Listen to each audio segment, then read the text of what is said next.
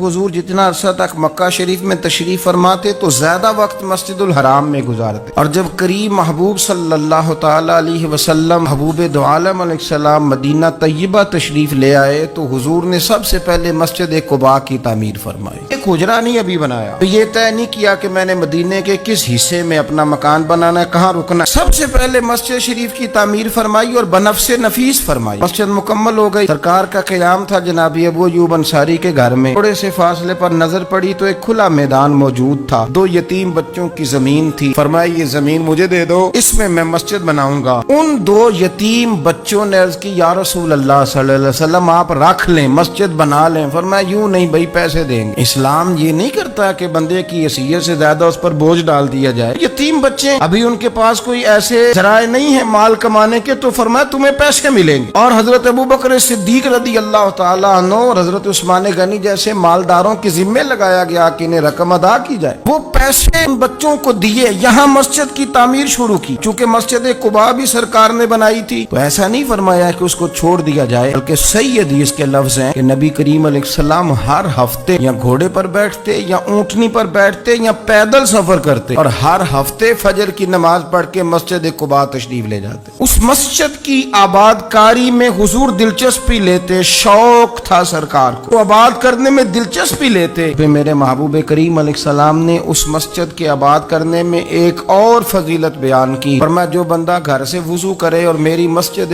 कुबा में आके 2 रकत नफल पढ़े, अल्लाह के रसूल का वादा है अल्लाह उसे पूरे उम्रे का सवाब अता फरमाएगा। आप देख ले मदीना शरीफ में जिस तरह मस्जिद नबवी शरीफ हर वक्त खुली रहती है, मस्जिद कुबा भी हर वक्त खुली रहती है। हर वक्त वो मस्जिद मौजूद है। इनको जाएं, रात को जाएं, को वहाँ नमाज पढ़ने के मौके मुयस्सर है। हुजूर ने बनाई भी है और मेरे नबी ने बसाई भी है, तो पूरी तरह बसी हुई है। वहाँ लोगों का आना जाना है, वहाँ हर किस्म की खुशबू। यहाँ हुजूर ने मस्जिद की बुनियाद रखी। उजरा कोई नहीं अभी बनाया, किसी ज़ौजा के लिए रहने को कोई जगह नहीं बनाई। अब शौक देखें, मस्जिद के साथ हुजूर की दिलचस्पी देखें कि सरवर कायनात सल्लल्लाहु ताला अलैहि वसल्लम ने मस्जिद नबवी शरीफ की बुनियाद रखी। मस्जिद के लिए हुजूर ने खुद बनफ़्से नफीस तामीर में हिस्सा लिया। हुजूर पत्थर उठा के लाते, मस्जिद की तामीर में काम करते। हजरत सैयदना अबू हुरैरा रदी अल्लाह ताला अन्हु फरमाते हैं हम एक ईंट उठा के लाते थे, तो हजरत अम्मार बिन यासर रदी अल्लाह ताला अन्हु 2 ईंटें उठाते थे। तो जब वो ईंटें उठा के ला रहे थे तो उनके कपड़ों को कुछ मिट्टी लग गई। जिस तरह इंसान किसी बच्चे को शाबाश नहीं देता और कभी किसी बच्चे को मिट्टी लग जाए तो उसके कपड़े नहीं झाड़ता, सरवरे कायनात सल्लल्लाहु ताला अलैहि वसल्लम ने जब देखा, ये बुखारी के लफ्ज हैं, सैयद आलम अलैहिस्सलाम ने जब देखा कि हजरत अम्मार बिन यासर के कपड़ों को मिट्टी लग गई है, तो हुजूर सल्लल्लाहु अलैहि वसल्लम करीब गए और सहाबा फरमाते कुर्बान जाए, हुजूर ने अपने दस्ते मुबारक से उनके कपड़ों की मिट्टी झाड़नी शुरू कर दी। गोया मस्जिद बनाने वाले मजदूर के साथ नबी पाक अलैहिस्सलाम की इतनी दिलचस्पी है, अगर उसके कपड़ों को मिट्टी लग जाए तो हुजूर अपने यदुल्ला वाले हाथों से वो मिट्टी साफ फरमाते। हमारे यहाँ तो हमारा मिजाज नहीं मस्जिद की तरफ तवज्जो देने का। अगर कोई 2-4 बंदे मस्जिद की कमेटी में कभी जबरदस्ती उलझ जाएं, उनको उलझा ही लिया जाए, तो सबसे पहला फतवा ये लगता है कि ये बंदा खजानची है, मस्जिद को खा गया। और अक्सर ये बातें वो लोग करते हैं जो एक धेला नहीं देते मस्जिद में। उनको बड़ी फिक्र होती है दूसरों के पैसों की, उसने पैसे दिए थे तो ये खा गया। मस्जिद की आबादकारी में आप हिस्सा लें, तो को धेड़ने में आप किरदार नहीं अदा करें, क्योंकि मस्जिद अल्लाह की रिजा के लिए। मेरे नबी पाक अलैहिस्सलाम ने फरमाया जिसने अल्लाह की रिजा के लिए मस्जिद बनाई उसने अपने लिए जन्नत में मकान तामीर करा लिया। शर्त यह है कि अल्लाह की रिजा के लिए पार्टीबाजी के तौर पर मस्जिद न बनाए, रिजा इलाही के लिए मस्जिद बनाए। मस्जिद के साथ दिलचस्पी होनी चाहिए, मस्जिद की सफाई करें, मस्जिद के साथ देखें कि कौन सा बल्ब खराब है, उस बल्ब को आप चेंज करके तनकीद करके चले जाना कि फलाना बंदा फलाना काम नहीं करता, ये तो बड़ा आसान काम है, ये तो आप किसी से भी करा कि फलाना गलत है, फलाना गलत है। चीजों को गलत कहना, बंदों को गलत कहना ये आसान है, गलत चीजों को ठीक कर लेना ये मुश्किल काम है। वाला मेरे भाई फरीजा सर अंजाम दे, कोशिश करें मस्जिद के आप करीब आए। हजरत तमीम दारी रदी अल्लाह ताला अन्हु मेरे नबी करीम के सहाबी हैं, उन्होंने ना सबसे पहले मस्जिद में आके चिराग जलाया था। इतने राजी हुए मेरे नबी पाक, इतने राजी हुए, फरमाया तमीम तूने मस्जिद में चिराग नहीं जलाया, तूने तो अपनी कब्र रोशन कर ली, और फरमाया तुमने तो मुकम्मल नूर हासिल कर लिया है, मुकम्मल। खास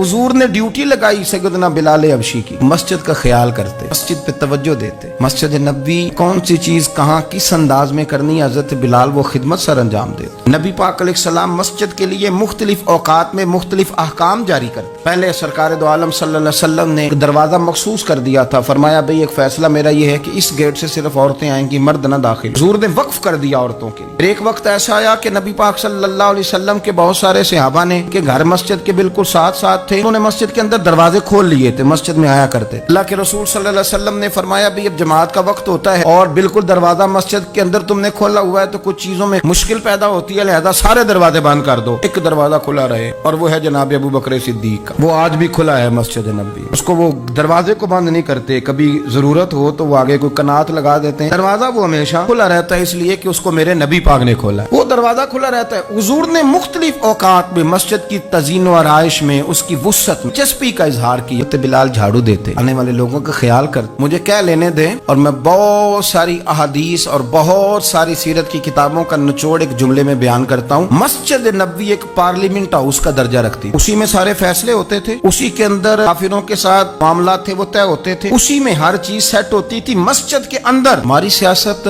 پاک اس لیے ہوئی ہے کہ ہم نے مسجد سے باہر نکال دی، تک یہ مسجد کے اندر تھی، وضو کر کے لوگ بیٹھتے تھے، قرآن پاک کی آیات بیان کر کے اپنا موقف بیان کرتے، بڑا صاف ستھرا نظام چلتا تھا۔ امیر المومنین کا پارلیمنٹ ہاؤس مسجد ہوتی، مسجد میں بیٹھ کے سارے کام کرتے تھے، مسجد کے پاکیزہ ماحول کے اندر سارے کام مکمل کیے جاتے تھے۔ حضرت سیدنا بلال حبشی کی ڈیوٹی تھی، جن لوگوں نے مسجدیں بنائی ہوتی ہیں ان کو مسجدوں سے پیار بھی بڑا ہی ہوتا ہے۔ حضرت بلال حبشی مسجد کی خدمت کرتے تھے، پھر حضور کے وصال کے بعد وہ ملک شام تشریف لے گئے، ہاں انہوں نے وقت گزارا۔ حضرت عمر فاروق رضی اللہ تعالیٰ عنہ جب ملک شام کے دورے پر تشریف لے گئے اپنے دور خلافت میں، تو کہتے ہیں میں جناب بلال حبشی سے ملنے گیا، کہتے ہیں حضرت بلال نے سب سے پہلے مجھ سے پوچھا کہ بتاؤ میرے نبی پاک کی مسجد کا کیا حال، تو فلاں کونے کی کیا پوزیشن ہے، وہ فلاں جگہ سیدہ عائشہ کے حجرے کے پاس فلانا کام ہونے والا تھا، اس کی کیا پوزیشن ہے، ایک چیز کے بارے میں پوچھا۔ خوبصورت فرمان ہے حضرت عبداللہ ابن مسعود کا، فرمایا کرتے اللہ کا کوئی بندہ مسجد میں کسی مخصوص جگہ نماز پڑھتا ہے نا، تو جب وہ کچھ دن نہیں آتا تو مسجد اس کا انتظار کرتی، مسجد اسے ڈھونڈتی ہے، مسجد پوچھتی ہے وہ کدھر گیا، قربان جاؤں، فرمایا اگر وہ بندہ انتقال کر جائے، وہ دنیا چھوڑ جائے، مسجد کی وہ صف روتی ہے، اسے ڈھونڈتی ہے، وہ اس کو تلاش کرتی ہے، وہ اس کے لیے آنسو بہاتی، اللہ کے حضور التجا کرتی ہے کہ یا اللہ وہ یہاں رہا کرتا تھا، یہاں نماز پڑھتا تھا، وہ یہاں آیا کرتا تھا۔ کسی کو بیٹے رو رہے ہیں، کسی کو بیٹیاں رو رہی ہیں، کسی کو وہ لوگ رو رہے ہیں جن کی ضرورتیں پوری کرتا تھا۔ یہ جو مسجد سے پیار کرنے والا تھا، مسجد کا نمازی، اس کے لیے مسجد کی صف، مسجد کا مصلی آنسو بہاتا ہے۔ مالک وہ کہاں گیا جو یہاں نماز پڑھتا تھا، مجھے بتلاؤ۔ جس کو مسجد یاد کر کے روئے گی، پھر اس کی قبر پہ اللہ کتنی رحمتوں کا نزول فرمائے، پھر اس کے اوپر کس قدر کرم کی برکھا برسے، اسے کس قدر نوازا جائے گا جس کے لیے مسجد روئے گی۔ ایک صحابی نے عرض کیا تھا کہ یا رسول اللہ صلی اللہ علیہ وسلم میں نابینا ہوں، مجھے نظر نہیں آتا، اجازت ہے گھر میں نماز پڑھ لوں؟ میرے کریم علیہ السلام نے فرمایا تیرے کانوں میں اذان کی آواز جاتی ہے؟ حضور جاتی ہے۔ فرمایا پھر گھر نہ پڑھ، پھر مسجد آ کے پڑھ، تو مسجد میں آیا کر، تو نماز پڑھا کر، تیرے کانوں میں آواز جاتی ہے، لہذا تو مسجد میں آیا کر، یہاں آ کے نماز پڑھا کر۔ بہت سارے لوگ ہیں عدم دلچسپی، ہاں گھر میں بھی نماز پڑھنی چاہیے، نبی پاک علیہ السلام نے فرمایا اپنے گھروں میں مسجدیں بناؤ، یعنی ایک جگہ مخصوص کرو ہاں جہاں صرف نماز پڑھی جائے، فرمایا اپنے گھر میں مسجد بناؤ اور کچھ حصہ نماز کا گھر میں بھی پڑھا کرو، کچھ نوافل، کچھ سنتیں، کچھ حصہ گھر میں بھی نماز کا پڑھا کرو، فرمایا اپنے گھر کو قبرستان نہ بناؤ۔ اس کا مطلب ہے جس گھر کے اندر نماز نہ پڑھی جائے، بالکل اس گھر میں سارے زندے لوگ بھی رہتے ہوں تو گھر قبرستان ہے، حضور کا فرمان ہے۔ اور جس گھر میں کوئی اٹھ کے سویرے تہجد کا وضو کرتا ہے، مردوں کا گھر نہیں، وہ تو زندوں کا گھر ہے۔ بچوں کو تکلیف تو ہوتی ہے، سویرے بوڑھے اٹھ کے تہجد کا وضو کرتے ہیں، کیونکہ ان کے سونے کا ٹائم ہی وہ ہوتا ہے جب بابے اٹھ جاتے ہیں، بابا جی سویرے اٹھ کے وضو کر رہے ہوتے ہیں تو بچہ تنگ ہوتا ہے، دیکھو جی مطلب چونکہ اس نے تو سونا ہی اس وقت ہے جب دنیا کے جاگنے کا وقت ہے، لیکن اس کو پتہ نہیں تیرے گھر میں کوئی تہجد کا وضو کرتا ہے تو رب راضی کتنا ہوتا ہے، ہو سکتا ہے تیری بھی بڑی خطائیں اس کی وجہ سے معاف ہو جاتی ہیں۔ میرے نبی کریم صلی اللہ تعالی علیہ وسلم نے فرمایا میں نے جنت کے اندر دیکھا کہ کس عمل کا ثواب زیادہ ہے، فرمایا میں نے سب سے زیادہ اجر والے جو اعمال دیکھے ان میں ایک عمل یہ ہے کہ جو بندہ مسجد کی صفائی کر کے کچھ کوڑا مسجد سے باہر نکال دے گا، رب کریم اسے جنت میں بڑا درجہ عطا فرما دے گا۔ لیکن یہ تو کام کرے گا کوئی غریب آدمی،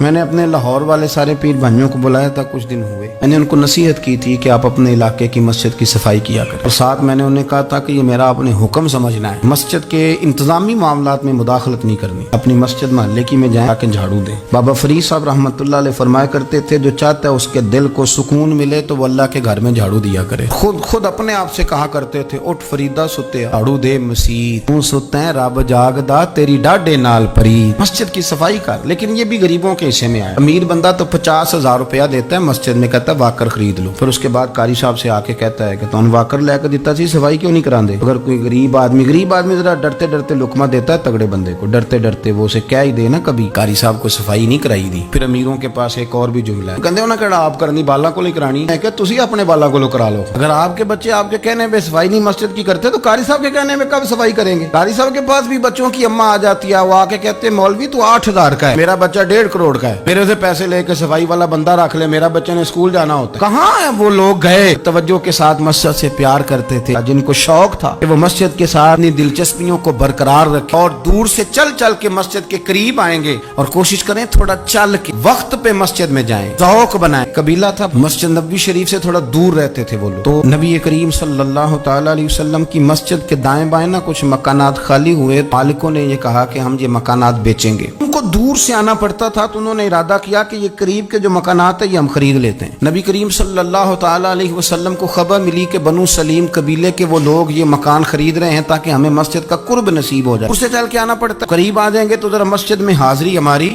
آسان ہو جائے گی۔ حضور نے انہیں بلا لیا اور میں تم مکان خریدو تمہاری مرضی، نہ خریدو تمہاری مرضی، پر ایک بات سن لو، تم جتنے قدم چل کے آتے ہو نا، رب کے فرشتے تمہارے قدم لکھ لیتے ہیں، تمہارے قدم لکھے جاتے ہیں، تمہارے قدم 2 دفعہ حضور نے فرمایا، اس میں موجود ہے 2 دفعہ تمہارے قدم لکھے جاتے ہیں۔ وہ لوگ بڑے مشتاق تھے اللہ کے درگاہ سے اجر کے آنکھیں گول، حضور فرشتے ہمارے قدم لکھتے ہیں، رب کو دکھاتے ہیں کہ اتنے قدم چل، ہاں تمہارے قدم لکھے، یا رسول اللہ ہم نے نہیں قریب آنا، ہم دور ہی ٹھیک ہے، چاہتے ہیں ہمارے زیادہ قدم لکھے جائیں، ہم دور سے چل کے آیا کریں گے۔ پھر یاد آ گیا ہے کسی درویش کا، اس نے کہا تھا کہ گو سنا تھا آستانہ یار دور ہے، ہم نے بھی ٹھان لی تھی کہ جانا ضرور ہے۔ رسول کریم صلی اللہ تعالی علیہ وسلم کے غلاموں نے مسجدیں بنائیں، مسجدوں کے ساتھ دلچسپی کا رویہ رکھا، مسجد کے ساتھ ان کی وابستگی بڑی مضبوط رہی۔ ایک دفعہ میں یہاں نا نماز پڑھ کے نا تھوڑا میں کبھی جب میں خود جماعت کرایا کرتا تھا شروع میں، تو میں یہاں تھوڑا سا گھومتا تھا، ایک دفعہ باہر گلی میں، 15-20 دنوں کے بعد ایک بابا جی کبھی آتے تھے تو 10 روپے 15 روپے بار گلے میں ڈال کے چلے جاتے تھے، تو میں نے ان کو میں جانتا نہیں تھا، 2-3 دفعہ نظر پڑی تو مجھے تھوڑا سا ذہن بنا کہ یہ بزرگ کون ہے۔ میں نے ایک دن ان سے کہا، میں نے کہا بزرگوں آپ اکثر آتے ہیں اور 10-15 روپے آپ گلے میں ڈالتے ہیں اور آپ چلے جاتے ہیں، پھر جدھر سے آپ آتے ہیں، یا تو نا بندہ رستے سے گزر رہا تھا تو جاتی دفعہ مسجد نظر آئی تو اس نے کچھ ڈال دیا تو واپس لوٹ جاتے۔ کہنے لگے مولوی صاحب میرا ایک ذہن ہے کہ ہر مسجد میں میرے نام کی ایک اینٹ لگ جائے، اور میرا ذہن ہے میں غریب سا بندہ ہوں، زیادہ پیسے میں دے نہیں سکتا، تو میں نے مسجدیں رکھی ہوئی ہیں، تو میں ہر مہینے ہر مسجد میں جتنی میں نے رکھ لی ہیں میں جاتا ہوں، تو اپنے حصے کی نا میں اس میں جو میرے سے ہو سکتا ہے میں چھوڑ۔ کتنا اچھا ذوق ہے، اتنی اچھی طبیعت ہے۔ ضروری ہے کہ آپ کے پاس 15 لاکھ روپیہ ہوا آپ الگ سے ایک مسجد بنائیں، پھٹی لگوائیں، تبھی کام چلے گا۔ ان بزرگوں کے 10 روپے سے شاید پوری اینٹ بھی نہ لگتی، لیکن ایک دلچسپی کا اظہار تو ہوا نا، مسجد کے ساتھ وابستگی تو نظر آئی نا۔ تو آپ اپنے علاقے کی مسجد کے ساتھ پیار کریں۔